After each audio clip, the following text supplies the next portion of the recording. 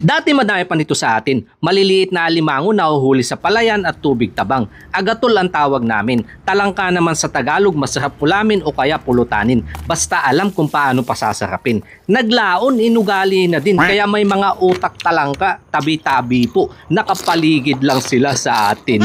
Kilala to sa ginataan pero gagawin ko sa ibang paraan. Walang tapon at balat, mga galamay pwedeng lantakan. Betsin, unang lagay, binudbuhan ng paminta. Alat ng asin, iilang sangkap, naglagay ng kaunting tubig. Ito na ang gagamitin hanggang lumambot, matuyuan. Hinalo maubos ang katas, lutong ang lumabas. Suka ay nilagay, pinasingaw, hindi na tinakluban.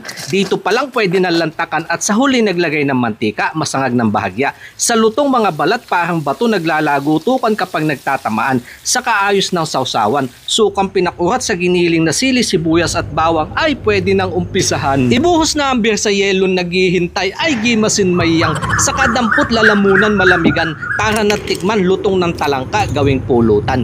Dalhin sa tiyan at hindi sa isipan.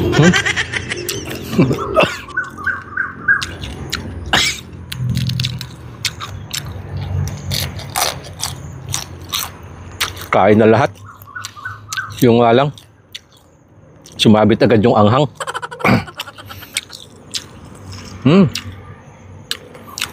Pero ito, masarap na pulutan.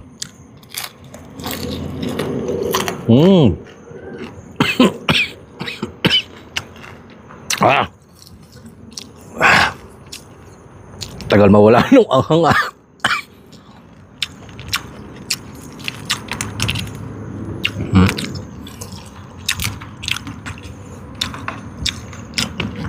Subukan ko nga malaki.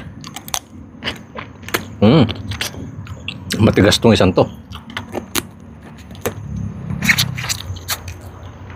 Pero sarap pong sipsipin nung kanyang laman.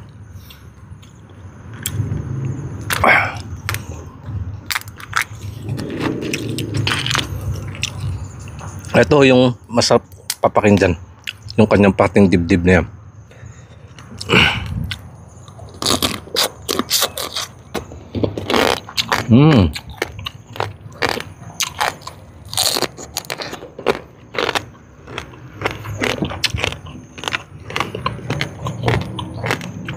Wala muna tayo ngayon sa ulam.